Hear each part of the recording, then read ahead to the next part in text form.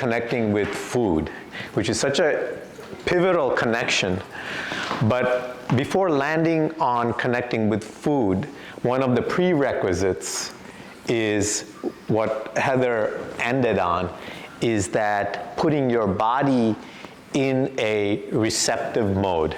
Okay, and we talk about two systems in our body, which, you know, that we have the fight or flight or the sympathetic part of us, and then there is the rest and relaxation or rest and digestion, which is our parasympathetic, right? So when you eat in a sympathetic mode, your food doesn't digest and you actually have issues with bloating, all these things. When you eat more in the rest, relax, and digestive mode, everything works better, okay? So we're gonna start off by getting into our parasympathetic mode first, okay? So I'm gonna play a track which I had recorded. One of the best ways to drop into parasympathetic is that you bring your awareness to the present and bringing awareness to your breath. And so we're gonna do a 10-minute breath watching meditation, okay? So I want you to get relaxed, make sure your phone is like is on silent, and you can sit comfortably in a spot, and we will get rolling. You can lie down if you want. You can sit with some support, okay? And in the next few minutes, gives you a little better trajectory to approach life. And we're talking about getting into the connection with food. And we talked about connecting with earth. We talked about connecting with the body properly. Now connecting with food. And it's one of the 7 primal connections that I believe are so, so important, okay? But food is something that we do every day. And a lot of us don't think about how we should be connecting with food, okay? And me and Heather are going to tag team. I'm going to give you a bit of the science behind it. She's going to give you a little bit of nuance from her side, from the Ayurvedic perspective. Does anybody know what the word Ayurveda means? Anybody know? Except Heather, obviously, right? Science of life. Science of, very close, okay. Ayur is about your life and longevity, actually, okay? And Ved, the term Ved means a study of, okay? So when you combine the two, it's almost as if the term in a loose sense means the study of longevity and optimal life, okay? And so the principles there talk about what our body was primarily designed to be in terms of how it interacts with food, okay? And so I'm going to give you the essence of that, and Heather will provide her perspective from where she comes from.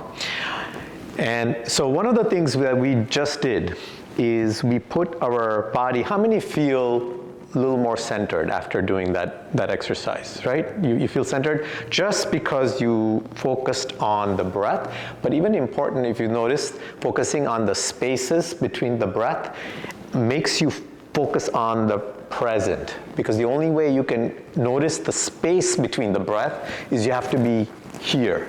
And so some people will look at a sunrise, some people will look at a candle, but the breath is always with you. It's a tool that is always there. So anytime you want to arrive, okay, we do that. And why this is important is because it puts your body in that rest, relaxation, digestion mode. If you are eating on the go, your body is not prepped to take in that food, okay? And that's why, a lot of times people want to eat while they work, right? You're doing all this work, or you're kind of on a call and then you're eating in between. not the best idea, and sometimes you have to do it and it's okay, but when you are actively engaged in something, your body is not in that rest relaxation mode. So even though you will eat, but your body, it will almost feel like you didn't eat. How many have noticed that? Like you had the lunch, but then like a few hours later, you're like, I don't know, I just ate, but I still feel hungry. Yeah? Notice that? And that's because your body has not assimilated that food properly because it was not receptive to the food. Okay? So one is that making your body receptive to the food. Okay? How many of you notice that you eat something, and when you eat, remember I said our main ambition is that we want to feel energetic from all these practices, right? How many of you noticed that after you ate, you felt less energy than before you ate, right? You feel more tired, okay? Have you noticed that? Okay? So we're going to fix that, okay? And that's an issue, okay? If you eat and you feel less energetic, there's something wrong with this equation, okay? So first part of the equation is that your body was not in a rest and relaxation mode. So what I suggest is if you're going to have a meal, even take 10 minutes, go to a separate room, calm down, put everything away, and say, I'm going to focus on my meal for this 10 minutes, even if it's 10 minutes, okay? And just sit and eat. Don't do 10 different things at the same time, okay? That 10 minutes is worth it because your body actually will assimilate that food. Otherwise, it's food that just is in your system is going to cause more inflammation, okay? The second thing is, when food comes into our body, okay, most people think that, oh, your body should be overjoyed, right? It's getting calories, it's getting all this stuff, what a great thing, you're eating, you're getting food. But when you eat, okay, your body's first response to the food is this a friend or a foe? Okay? It's actually trying to analyze that food and say, is this something close to who I am, or is this something very foreign, right? Because remember, it's protecting itself. Your body is a primal mechanism, and the number one imperative for your body is that I have to protect myself, right? I don't want to, so when food comes in, it's like, okay, is this foreign? What is going on? So what are the things that your body is checking when you eat, okay? So number one thing it's checking, okay, is when your body's analyzing the food, is checking the hydration status of that meal that you put in your body. And what I mean by that is, your body is roughly 70% water, yes? The planet is roughly 70% water, okay? If you take any vegetable and you take all the vegetables and you do the average, it's about 70% water, okay? The amount, of water on the earth is the same thing. Your body's trying to say, is this something from the earth, or is it something more processed, okay? That's the first thing that it checks for, okay?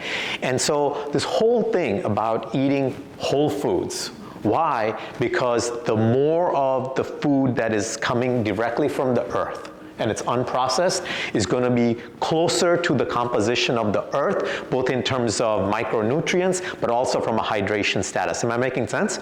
So when you eat an apple, okay, it is close to that 60-70% hydration, and your body doesn't react to it with inflammation.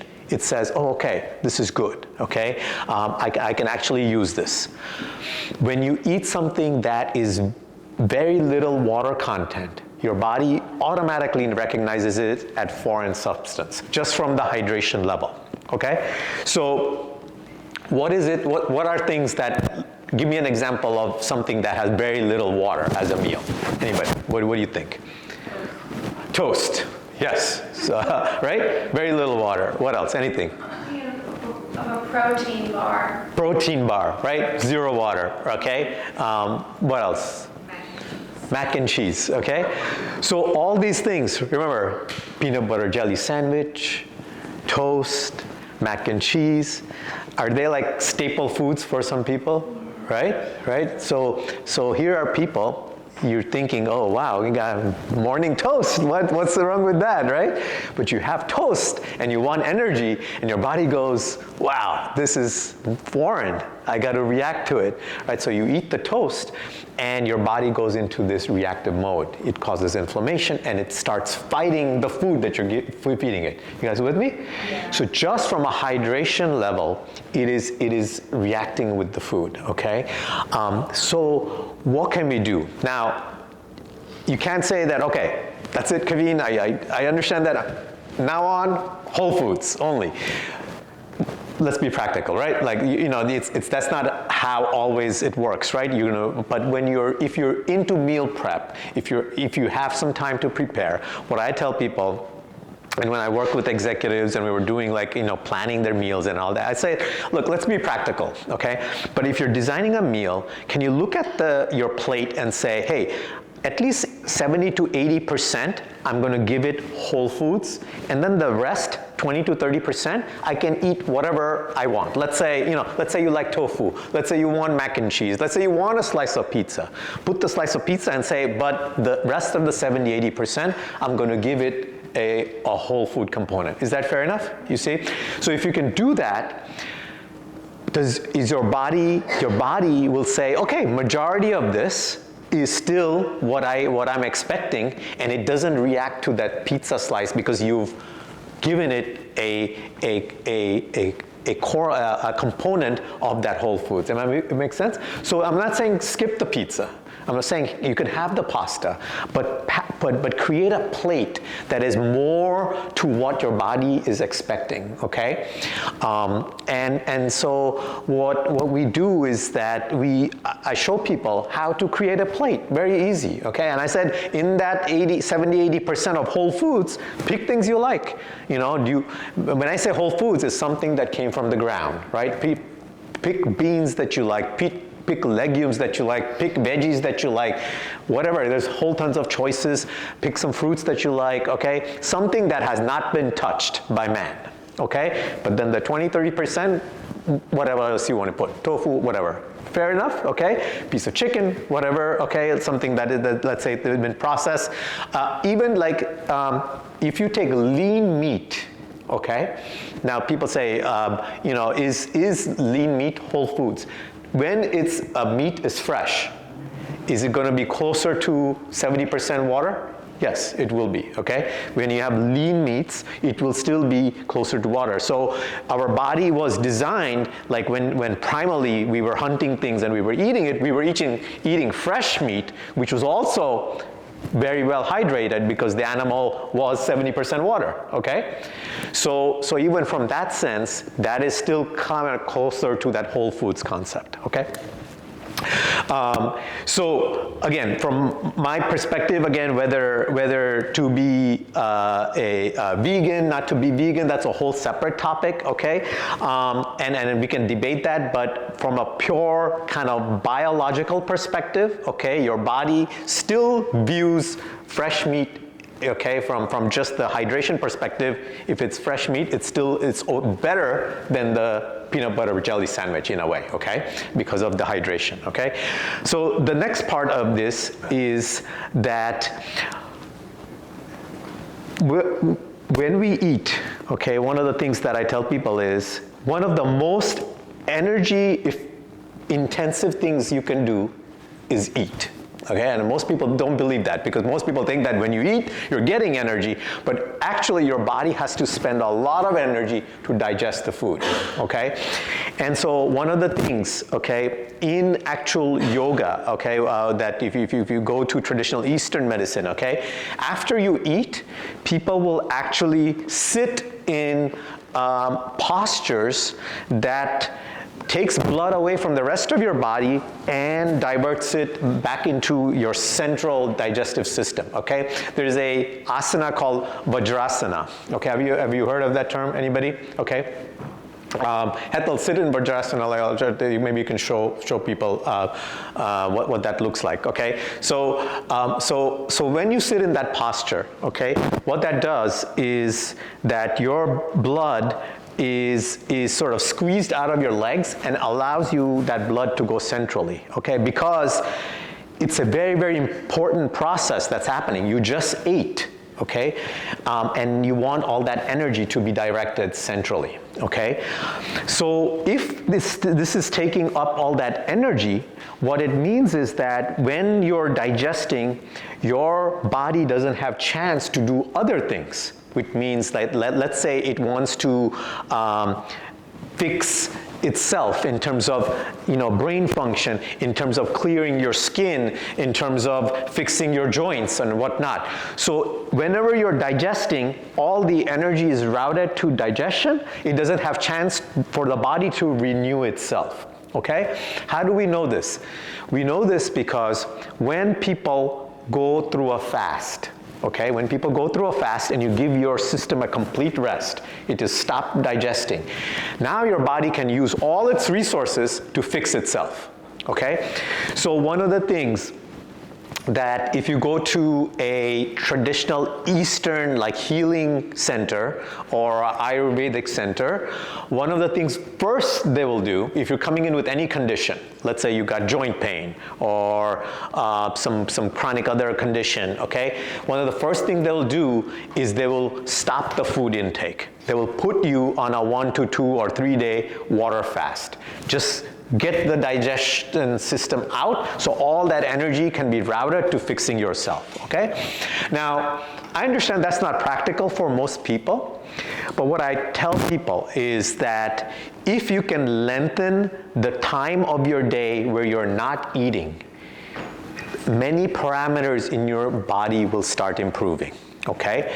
So remember, as I was mentioning, when we get that first ray of sun, okay, your body goes, it's daytime, right? So generally your body says 6 a.m., let's use 6 a.m. as sunrise, right? And you got some sun, your body says, wow, okay, it's daytime, okay?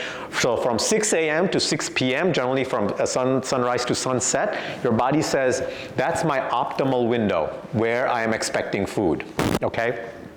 And so the middle of that, at noon, okay, is when your body is most primed to eat, okay? So the closer your first meal is near that noon window, the most chance you have of fully digesting your meal. Am I making sense?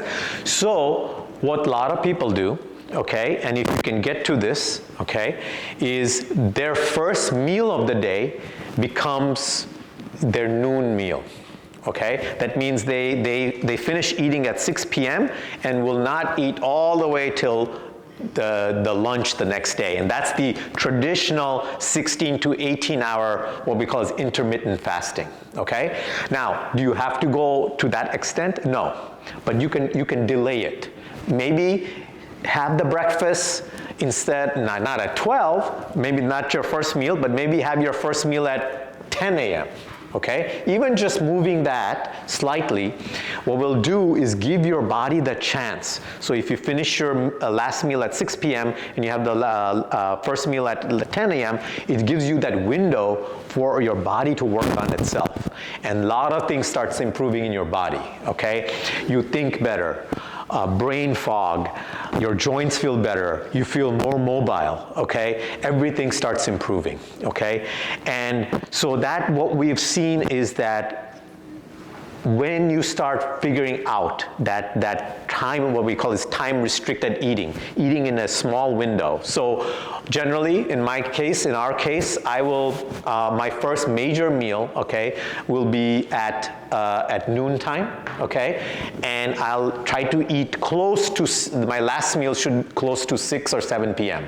So I eat noontime, 6 or 7 p.m., and then the rest of the time, I'm not snacking, I'm not having much, because if you do this right, your energy level is so high, you won't need to snack. The reason people need to snack is because they're eating all the time, and they're eating when their body's not ready to accept it, and they feel hungry all the time because your body has not really taken in that food, okay? Now that's a bit aggressive, okay? I don't believe that everybody needs to do that, but you can play around with this, okay? So extremely, extremely important, okay? And so one of the things is that connecting with food is about optimizing the energy, and the energy comes from what in our bodies we talk about mitochondria generating energy. Have you ever heard the term mitochondria generating energy? So you have to eat so that we're feeding the mitochondria, and everything that I just talked about, time restricted window, the part when you're not eating, all your mitochondria, that's where the energy is, all of them there's a process called autophagy. I don't like to use fancy terms, but there's a process called autophagy where your body renews itself. So when you give it more time to renew itself, you will have more energy overall, okay? And this last bit, and we'll go into Heather's segment after that, is that how many of you know that you are more bacteria cells than human cells? There are more bacteria cells in our body than human cells, okay? In fact, many, many times more we have, in terms of composition, we have more bacteria cells than human cells. So essentially, the health of the gut bugs, okay, what we call our microbiome, equates to our health. If the gut bugs are happy, they produce the neurotransmitters, they produce the hormones that keep us happy. And it's something that it's so counterintuitive when you think about it, that in fact, there's a neurotransmitter called serotonin. How many of you heard serotonin? Okay. This serotonin is like where, if you talk about people taking antidepressants and things like that, it's all meant to work on serotonin. But majority of the serotonin production is in our gut. So these gut bugs are determining if you're happy or not. Think about it, okay? So when a lot of times I see people dealing with anxiety, depression, all these mental disorders, the first thing, okay, you can do right away to change this is revamp your gut microbiome. Okay, and what I tell most of those people, I said, you know what? Take a 1 to 2 day, just relax your system, go on like maybe like a lemon water fast, just calm down your system, and let's revamp your microbiome. Okay, and I'll give you some tips, and then I'll hand it over to Heather to give you a little more nuance on how to do that. But our gut microbiome has a lot to do, one, with how we interact with the land. You know, before we had all this products that came in packaged foods, right? We actually were getting food from the land, right? We were digging out potatoes, we were pulling out carrots, we were actually cutting, you know, the vegetables, and so our hands were getting dirty in the soil, okay? And eventually that bacteria from the dirt would communicate with the bacteria in our skin, and some of it from the food and whatnot would make it back into our body, okay? In my childhood, from age 5 to 10, and I lived in Africa. My dad was stationed there as part of his United Nations.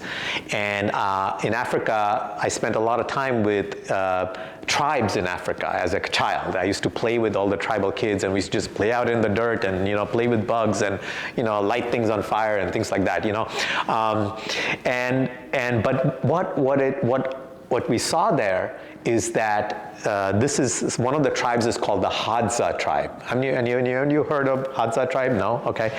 If you look up the research on Hadza, they did a study of, so the Hadza tribe is an anomaly because they have very low incidence of chronic disease, very low incidence of heart attacks, high blood pressure, mental disorders. Mental disorders are next to none in the Hadza tribe, okay? And they thought, like, how come these guys, they're so primitive, how are they able to be so naturally healthy, right?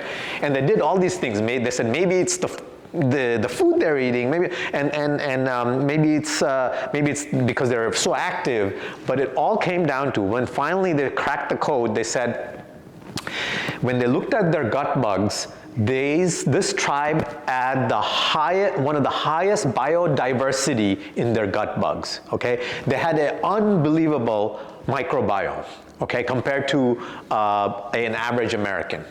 And their gut bugs were so diverse that they were able to produce all those neurotransmitters and everything so efficiently that there's no issue of anxiety, depression, and everything like that, because it was so optimized, because they always had their hands in dirt and everything like that, okay? So am I suggesting everybody get out and, you know, play in the dirt? It would be good, you know, it would be good. But what I'm saying is that if you can take that nuance from there, okay, and say that, okay, optimizing my gut microbiome equates to my health. The health of my gut bugs equates to my health, and if you can carry that paradigm, then you'll pay attention as to what improves my gut microbiome, okay?